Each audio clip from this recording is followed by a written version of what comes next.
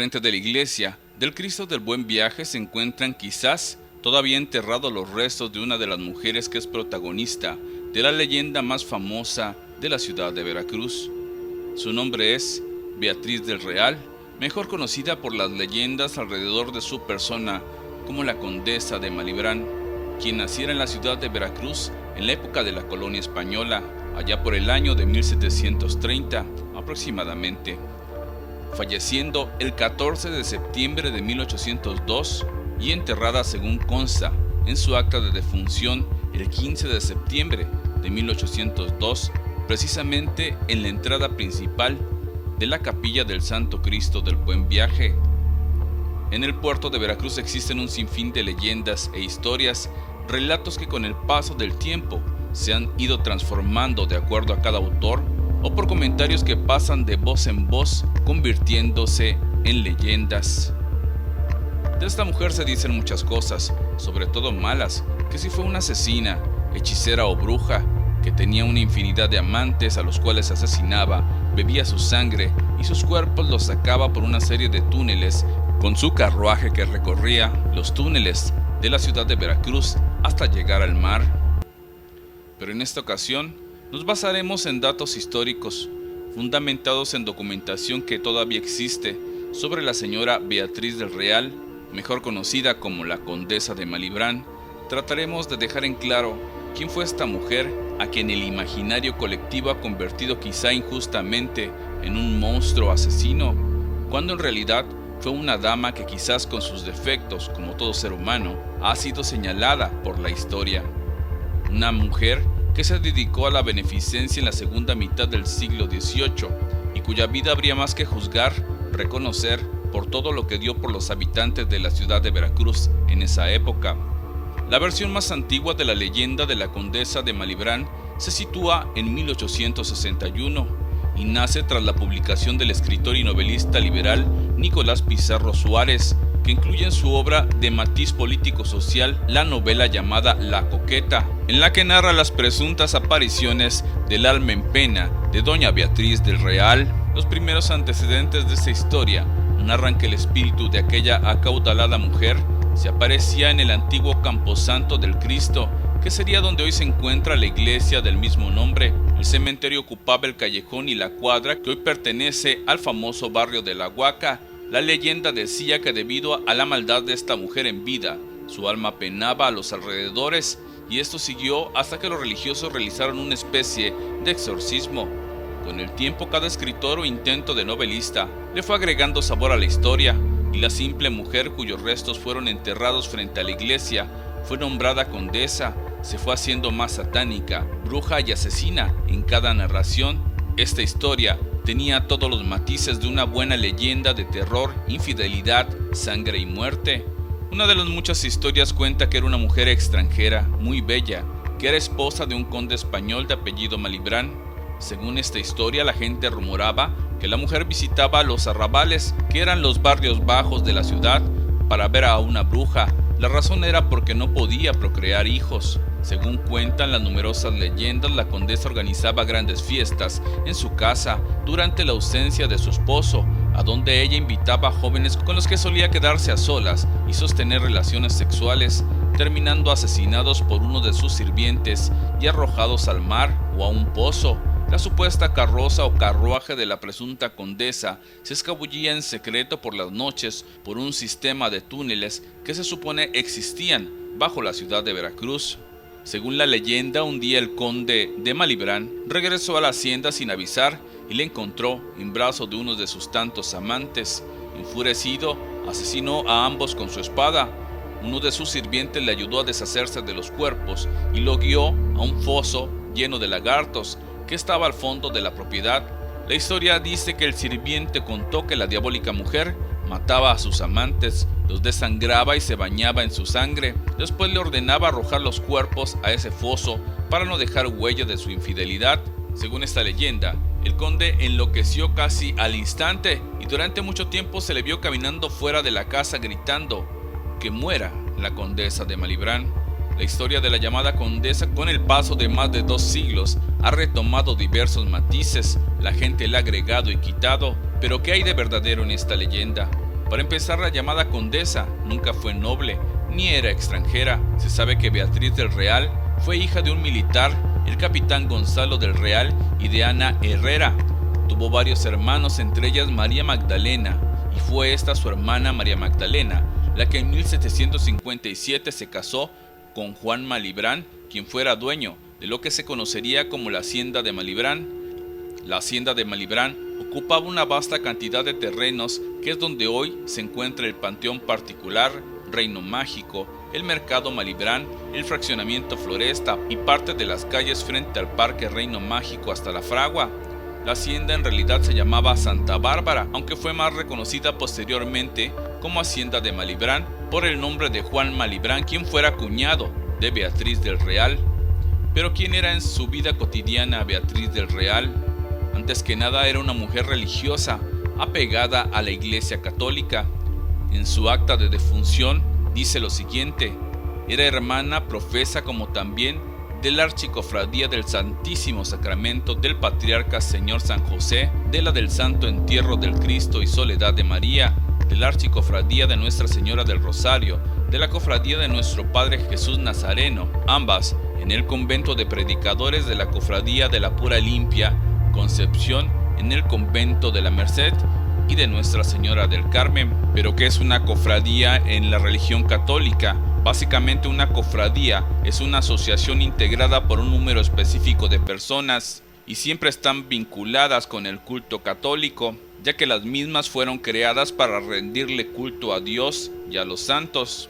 En ese sentido, existen diversos tipos de cofradías. Las cofradías penitenciales, que son aquellas que se realizan durante la Semana Santa y que implican la práctica de la penitencia.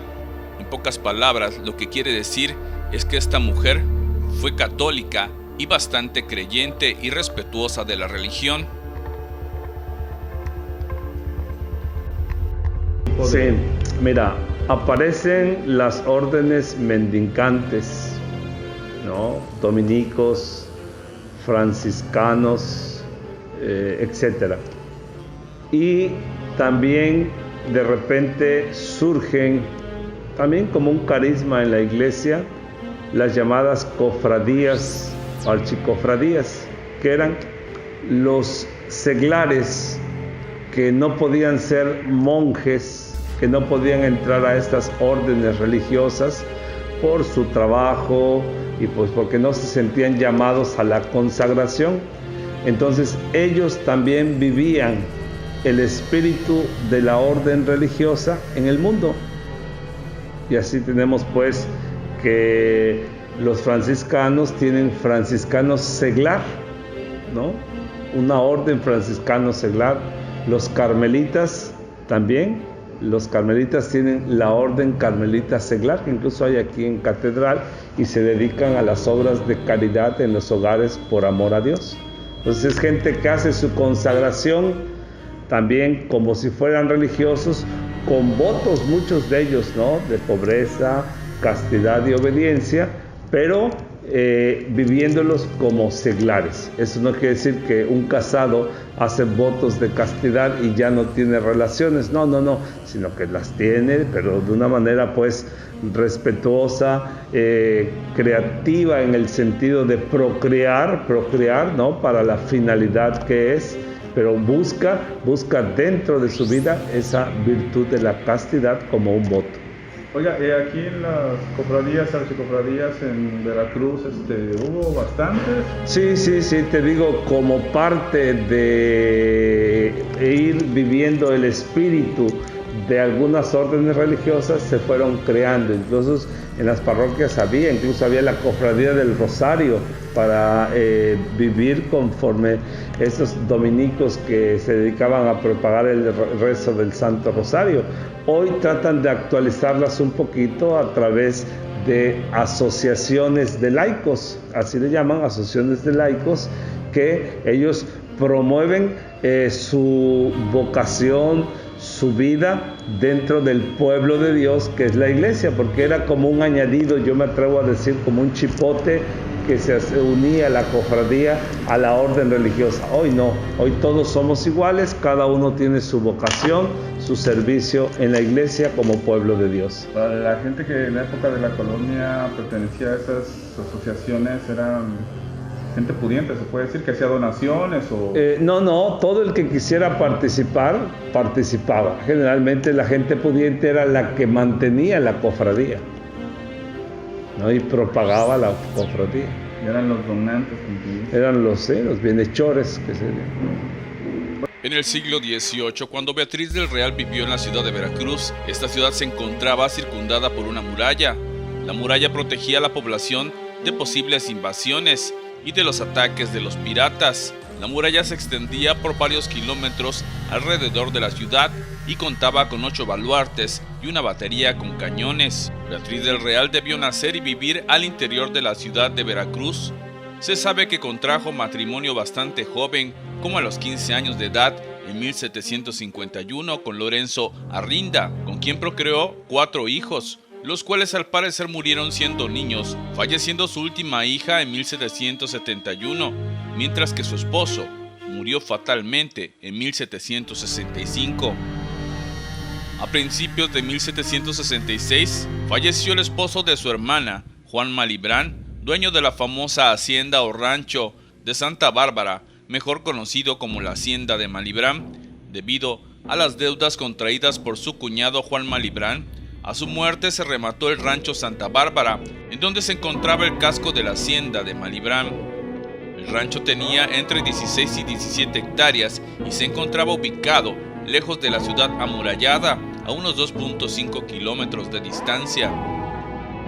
En febrero de 1768, Beatriz del Real compra en 10,000 pesos la hacienda de Malibrán y reactivó ahí la producción de cal, la cual era vendida para realizar obras de construcción en la ciudad de Veracruz y en el castillo de San Juan de Ulúa.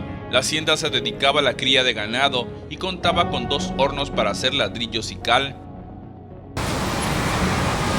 Bueno, estamos aquí en lo que es el primer o segundo escalón de lo que sería el antiguo cementerio ubicado en la iglesia del Cristo del Buen Viaje, en donde hace 201 años, o sea, 1802, fueron depositados los restos de la ahora conocida condesa de Malibrán, quien es realmente la señora Beatriz del Real. Según su acta de defunción, la cual fue resguardada por la Iglesia Católica durante varios siglos, los restos de la señora Beatriz del Real fueron depositados en los primeros escalones de lo que sería el antiguo cementerio del Cristo, que se encontraba a extramuros de la ciudad de Veracruz, y considerando que algunos restos óseos fueron descubiertos en esta zona hace algunos años, es muy factible que todavía existan los restos de Beatriz del Real en este sitio. Existe un documento que data de 1799, 1798 o 99, no recuerdo bien ahorita, el cual ella solicita al Ayuntamiento de Veracruz la indemnización con 8 pesos de aquella época, 8 pesos oro por supuesto, debido a que ella había permitido de algún modo que en la hacienda, bueno, ya existía, cuando ella la compra o la adquiere, ya existía desde ahí el famoso acueducto, de ahí venía el acueducto que daba potable al agua a la ciudad de Veracruz, agua potable a la ciudad de Veracruz. Entonces, posteriormente el acueducto se agranda, bueno, por lo menos esa parte de ahí se hace una especie como de presa. Ella permite todos esos trabajos, siendo que la laguna de Algodón pues está dentro de su propiedad.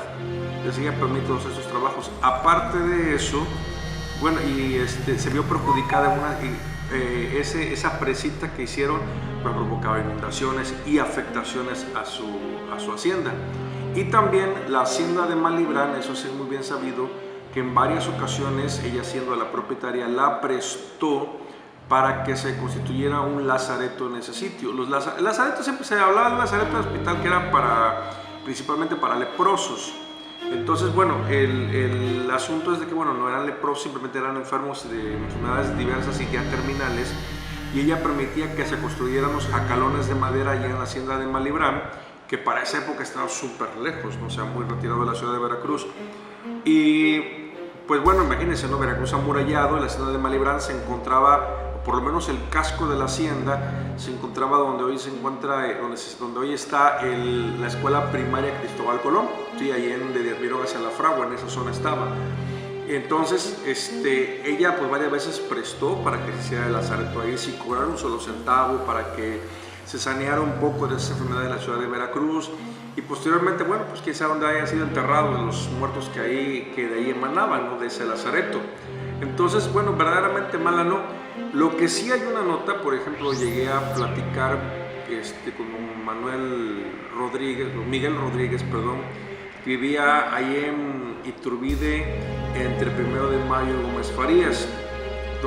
El señor don Miguel Rodríguez había sido transportista ya en los 40, 50, y a él le tocó, él lo platicó en vivo, él murió de 106 años de edad, que cuando se estaba demoliendo ya en los años 50 la ex hacienda de Malibrán, por lo menos el casco, el edificio que ocupaba la hacienda, al estar ahora sí pegando los marrazos en las paredes, al caer estas encontraron osamentas, tanto grandes como chicas, adentro de las paredes. O sea, de ahí comenzaron a hacerse muchos relatos y muchos leyendas, ¿no? De que pues a los bebés ella, los que abortaba para verse siempre inmaculada y virgen, por decirlo así, que no lo era porque se había casado, pues los emparedaba justamente en las paredes, ¿no? Todos sabemos que, bueno, pues fetos no podían ser porque eso se deshace, no quedaría nada de ello, pero sí había huesos. Los huesos que perduran son de gente que inclusive llegó a caminar y que tomó fortaleza ese hueso, y por eso pudo prácticamente sobrevivir una osamenta en paredes o algún lugar enterrado durante mucho tiempo. Entonces, ella, pues mal en ese aspecto no era, de que haya sido malvada. Pues bueno, quién sabe de qué origen serían los esqueletos que estaban ahí, si era ella o del anterior dueño, también eso puede suceder. Pero lo que sí es que ella prestó en varias ocasiones en la hacienda de Malibrán, por la lejanía que tenía, por el cuerpo de agua que estaba ahí, para hacer ese lazareto. El 5 de mayo de 1771, Beatriz del Real, después de varios años de estar viuda, se casó con Miguel Lazo de Vega, ella de 40 años y él contaba entonces con 59. Su nuevo esposo se dedicaba al comercio. Al momento de contraer nupcias, Miguel Lazo con Beatriz del Real, él tenía 4 hijos de su anterior matrimonio, varios adultos y otros adolescentes. Y en 1785, tras 14 años de matrimonio con Miguel Lazo, Beatriz del Real se separa cuando ella tenía 55 años y él 73. Tras el término de la relación, inician las disputas por el patrimonio generado por los dos de parte de los familiares de su ahora ex esposo. Se podría especular que las disputas por los bienes serían a la postre uno de los motivos de la mala fama creada quizás por los parientes celosos de su ex esposo en contra de Beatriz del Real, aunque esto es solo una especulación. ¿Qué sabemos históricamente? Porque una leyenda es un relato que tiene una parte histórica y una parte fantástica, que es lo que lo hace interesante y se graba en la memoria del pueblo, sobreviviendo durante siglos. Sabemos históricamente que se está hablando de una mujer, doña Beatriz del Real, una criolla nacida en la ciudad de Veracruz y casada con un comerciante que también fue regidor del ayuntamiento. Una leyenda, hay que explicarlo previamente, es un relato que tiene una parte histórica real mezclada con una parte fantástica, que es lo que lo hace interesante y lo que permite que se difunda y se grabe en la memoria del pueblo y perdure durante siglos. Cuando la parte histórica se ve afectada, el relato deja de ser leyenda y se convierte puramente en fantasía, cuento, literatura o como lo queramos llamar. Bien, ¿qué sabemos por la parte histórica en referencia a esta leyenda? Estamos hablando de una mujer, Beatriz del Real, criolla, joven, hacia el año de 1760. Pues bien, en este contexto histórico hay que mencionar un detalle muy pero muy importante. respecto al papel de las mujeres en la sociedad novohispana. A partir de la década de 1750,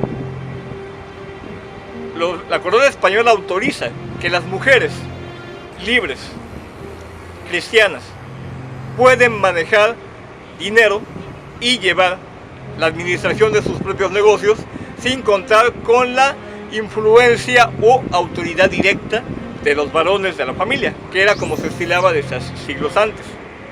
En ese contexto histórico es que la sociedad novohispana va dejando ese marcado machismo y va dando a las mujeres una mayor participación tanto en la vida pública como en la vida privada. Es ahí donde toquemos el punto medular de cómo surge la leyenda. Surge a través de un conflicto de intereses económicos cuando Beatriz del Real pretende manejar su propia herencia, sus propios negocios, y choca con la actitud del esposo, que como varón quiere manejarlos a través de él. Y también que a la muerte del esposo, los hijos del anterior matrimonio de él quieren bienes que por herencia le corresponden ahora a la difunta viuda, a la viuda. Eso nos genera también un conflicto de ideas. ¿Por qué? Porque estamos hablando de una sociedad donde los medios de comunicación no eran los actuales, pero los daños derivados de la difamación, los chismes, las habladurías, tenían el mismo efecto sobre las personas. Imaginemos por un momento que en las plazas públicas, en las plazas donde estaban las fuentes alimentadas por el acueducto del Caño de Fraile, la gente se reunía a comentar, cuando caía el sol, los chismes y noticias del momento en la ciudad amurallada, la cual no era muy grande, 10 cuadras de largo, 5 de ancho y un máximo de 16,000 habitantes en su mejor momento. Es decir, había la posibilidad de que todo el mundo conociese a todo el mundo. Imaginemos que los hijos del difunto esposo de doña Beatriz del Real hayan soltado difamaciones sobre el honor de esta señora para hacer que tanto la iglesia como la autoridad civil los apoyaran para quitarle los bienes que ellos ambicionaban, bajo los derechos que ellos creían que eran válidos.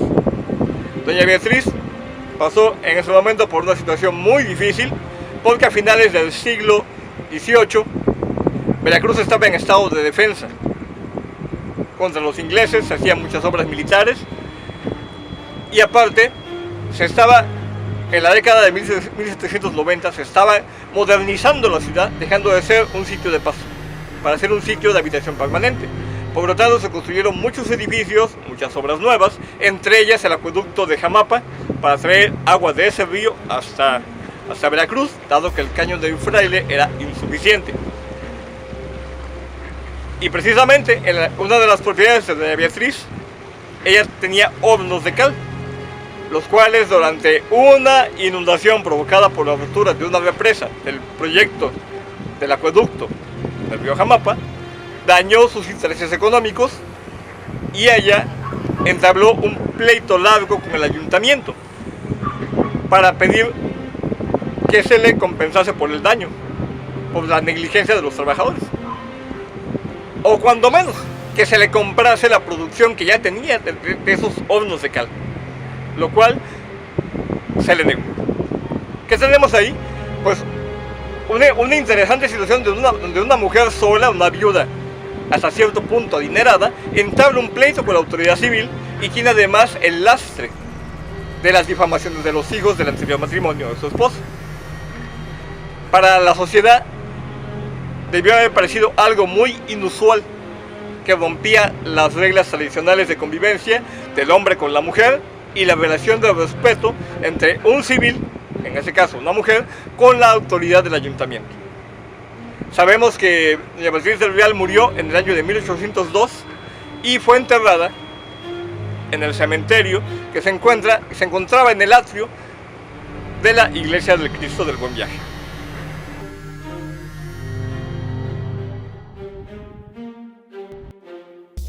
Destaca que la señora Beatriz del Real fue madrina de varios niños, incluso de algunos esclavos, lo que habla de su humanidad. Asimismo, en su hacienda se encontraba ubicado un lazareto y la casa Mata, que es donde se le daba cabida a personas enfermas en los tiempos en que las epidemias azotaban a la ciudad de Veracruz. Beatriz del Real, la supuesta condesa de Malibran, tuvo 4 inmuebles dentro de la ciudad amurallada de la Nueva Veracruz, adquiridos por ella antes y durante su matrimonio con Lazo de Vega. Dentro de sus posesiones se encontraba la casa, ubicada en la calle Zaragoza entre Cerdán y Mariano Arista.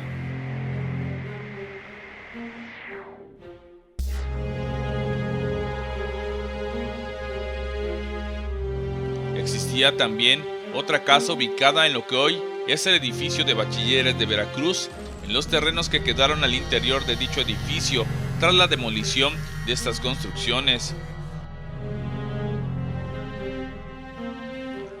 La otra posesión conocida fue la casa que tuvo en común con su marido Miguel Lazo en la avenida Independencia, esquina con la calle Juárez.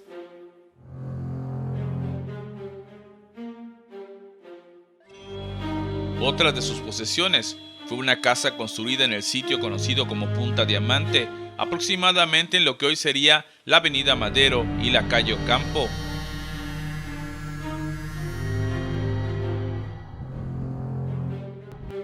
Y también contaba con una casa ubicada en la calle Constitución entre Independencia y 5 de Mayo, justo frente a la iglesia La Pastora.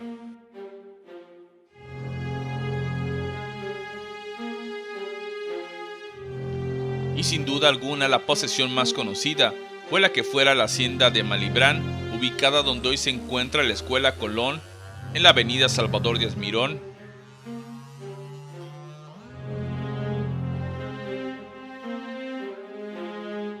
Se ve en la década, el diseño de los 30 sale inclusive en la Gaceta Oficial del Estado que los descendientes de doña Beatriz del Real que se sientan con derechos que pasen a reclamar lo que es la propiedad de la antigua hacienda de Malibran, porque se va a expropiar por el gobierno del Estado.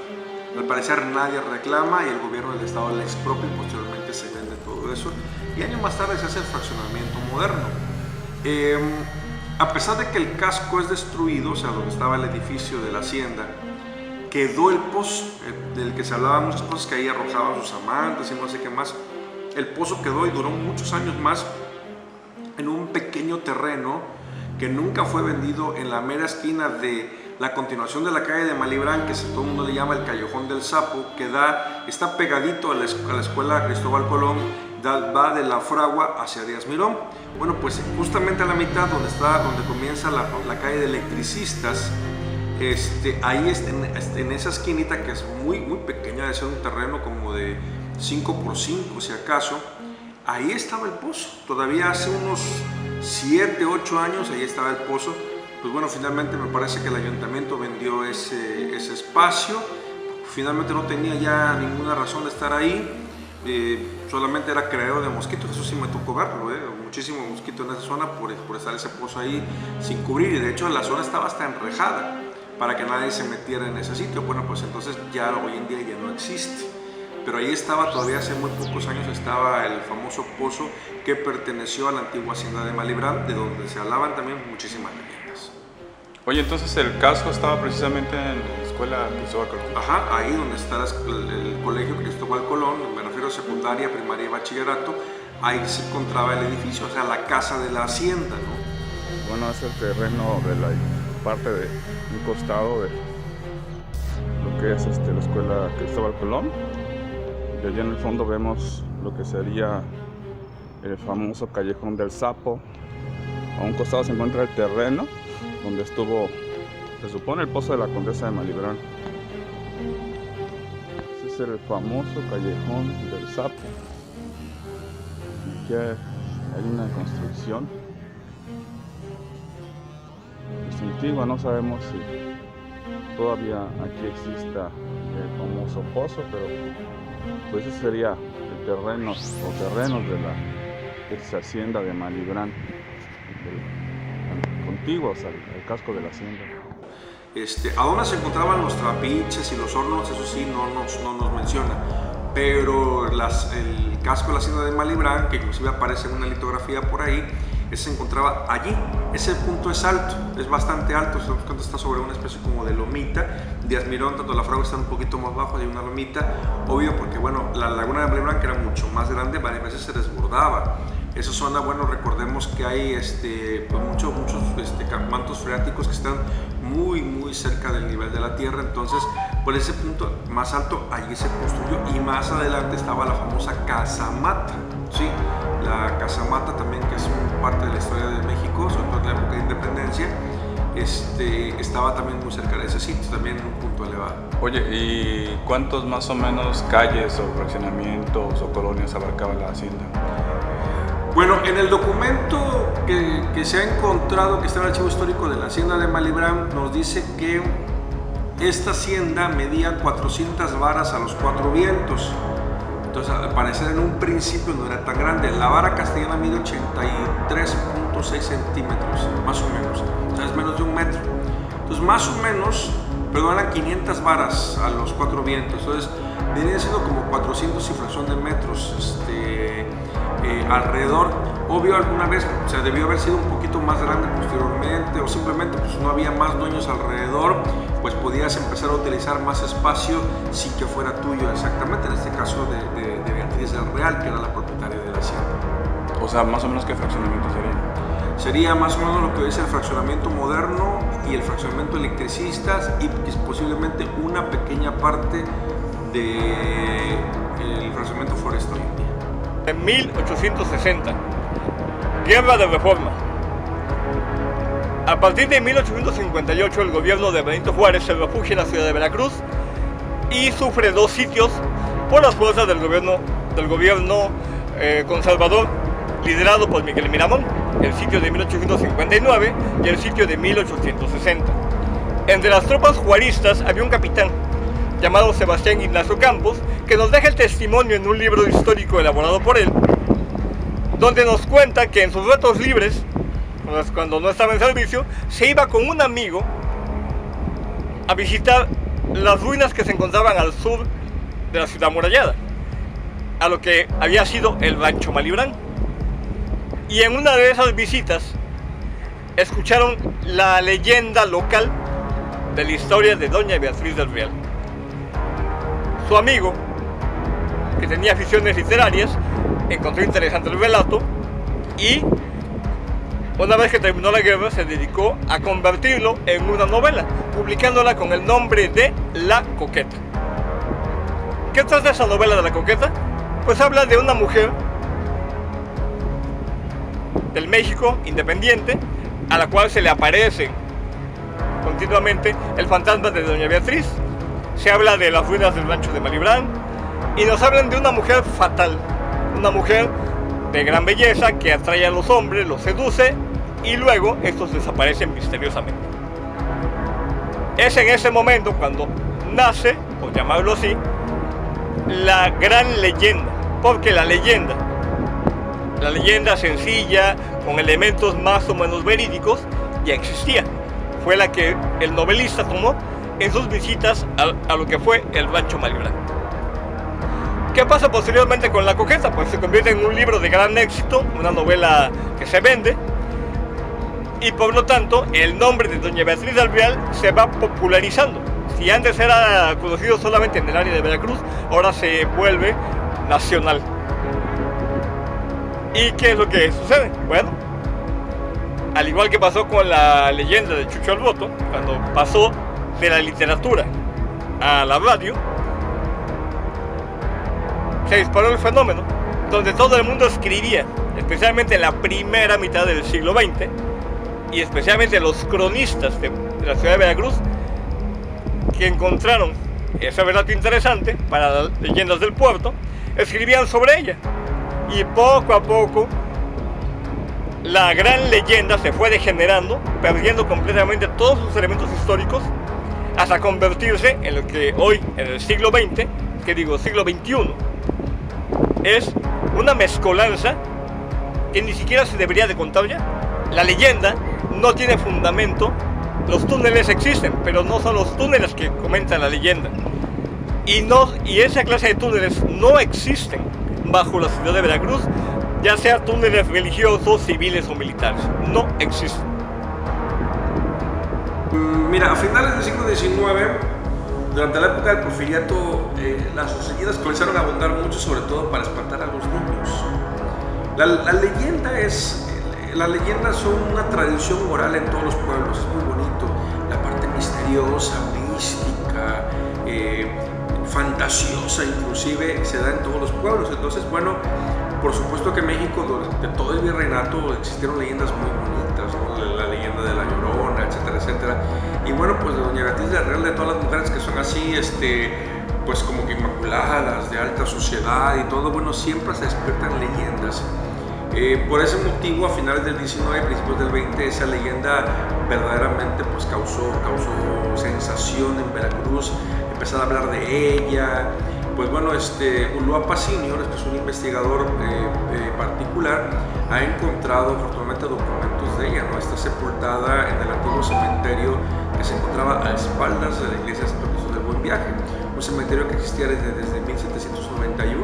Ella fue enterrada ahí hacia 1802 aproximadamente.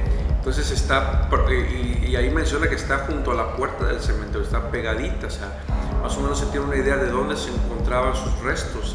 Entonces, bueno, repito, cuando se encuentran, lo dije en el blog anterior, las osamentas, parte de los osamentas, pues bueno, es donde viene a crecer sobre todo esta gran leyenda. Oye, y la que dice que es la hacienda de Malibrán, esta que era un casco de una hacienda antigua de religiosos que todos dicen que es su hacienda, lo que sea en Medellín, la San José Novillero.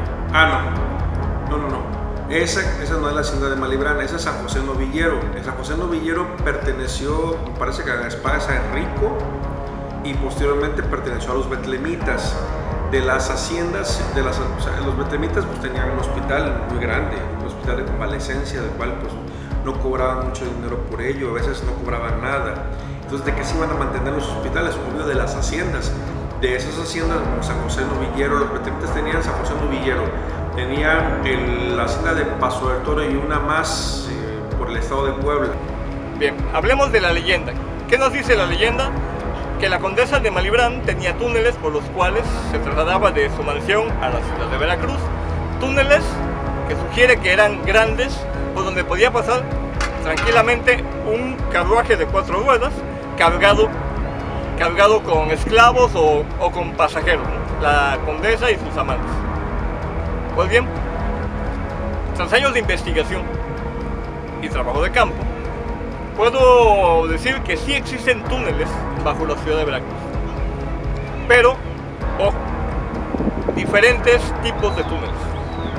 Túneles militares, túneles de desagüe, alcantarillado.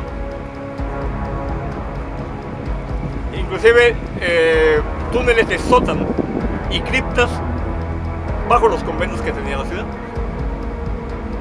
¿Cuál de ellos correspondería al que maneja la leyenda? Bueno, la leyenda nos habla de la hacienda o rancho de Malibrán, en las afueras de la ciudad de Veracruz, unos 3 kilómetros al sur, y eso nos lleva más o menos al área que hoy ocupa el bachillerato Cristóbal Colón, construido precisamente sobre la antigua laguna de Malibrán, en un declive que todavía se puede apreciar claramente, un declive del terreno. Y todo eso, hace más de 60 años, era terreno fangoso sobre el cual se fue recubriendo y edificando casas. Pues bien, teniendo este dato geográfico, investigando los proyectos para dotar de agua potable a la ciudad de Veracruz, sabemos por documentos históricos que entre 1723 y 1726 el fraile franciscano Fray Pedro de Buceta, quien ya había hecho el acueducto de la ciudad de Guadalajara, es llamado para que hiciera un acueducto subterráneo, una obra bastante humilde, porque no iba a ser aérea ni con arcos como era lo tradicional. Lo que él hace es un acueducto de 2 túneles, por llamarlo así. 2 túneles que 1,60 m de alto, 1,60 m de largo, con 2 túneles gemelos. Si uno se pregunta por qué esas alturas tan modestas por las cuales un hombre de mi estatura, yo mido 1,75, puede pasar apenas agazapado, pues precisamente es para que haga labor de limpieza. Esos túneles nunca fueron pensados para carruajes. ¿Por qué? Porque no eran vías de escape, no eran poternas militares, no eran túneles para conducir grandes volúmenes de agua como un río, como son los túneles de Puebla, que son enormes. Tampoco eran túneles para vaciar el agua de la lluvia, como pasa en Jalapa, con sus acequias. Lo que tenemos es simplemente un acueducto pequeño, largo y de dimensiones modestas. Bueno, nos encontramos aquí donde estuvo establecido hace algunos siglos. Fue construido el ex templo de lo que era Nuestra Señora de Loreto. En este momento, bueno, en la actualidad hay una tienda comercial. En este sitio estuvieron depositados los restos de Beatriz del Real, pues antes de ser sepultados en la capilla del Cristo del Buen Viaje. Según consta, el acta de defunción de doña Beatriz del Real nos dice la siguiente información sobre dónde fueron enterrados los restos de esta mujer. En la ciudad de Veracruz, a 15 de septiembre de 1802, Ignacio Ramón Palau, parroquial de la iglesia de Nuestra Señora de la Asunción, dio sepultura eclesiástica en el cementerio de la capilla del Buen Viaje al cuerpo de doña Beatriz del Real, quien a los 11 días de diciembre de 1798, por parte de José Ramón Betancourt, escribano del Real Tribunal Consulado, otorgó su testamento, y por don José María Cadena, escribano real, declaró su naturaleza y padres, y mandó que en fallecimiento amortajase su cuerpo con hábito y cuerda. El testamento habla sobre la gran cantidad de agrupaciones religiosas católicas a las que perteneció esta mujer en vida. En el testamento, Beatriz del Real mandó que después de que falleciese sus restos se depositaran en la capilla del Hospital de Nuestra Señora de Loreto, delante del altar, que de allí se dedicaran a la Virgen del Carmen 4 velas de alibra que alumbrasen su cadáver, y que posteriormente, 24 horas después de encontrarse en este sitio, sus restos fueran conducidos a la capilla del Santo Cristo del Buen Viaje con solo una cruz, acompañado del señor cura de capa, sin acompañantes ni otras demostraciones de lujos, en cuyo cementerio, inmediato al último escalón por donde se sube a la expresada capilla, por su puerta principal se le diese sepultura. Lo que tendría que efectuarse de mañana fue su última voluntad, se le diese en dicha capilla una misa de cuerpo presente con su vigilia ofrendada. Doña Beatriz del Real nombró sus albaceas a Josefa Malibrán, que era su sobrina, y a Esteban Antonio de Burgos y a Juan Bautista Lobo. Ahí mismo menciona no tener heredero forzoso, ascendiente ni descendiente que conforme a derecho le debiese heredar. Mandó asimismo a que María Josefa Malibrán, su sobrina, después de su muerte, compartieran sus bienes y la distribuyeran por partes iguales entre parientas pobres de primero y segundo grado. Asimismo, revocó y anuló cualquiera disposición que antes hubiese otorgado. Recibió los sacramentos de penitencia, viáticos y extremunción, y en esta acta de defunción firma el religioso Ramón Palau. Y hasta aquí se explica, en conclusión, en dónde fueron enterrados los restos de Beatriz del Real, mujer que a la postre sería la causa de mitos y leyendas, y que sin embargo fue una mujer como cualquiera, a la cual con el paso del tiempo su historia ha sido deformada, y sería la sociedad actual la que tendría la responsabilidad de reivindicar el nombre y la historia de doña Beatriz del Real,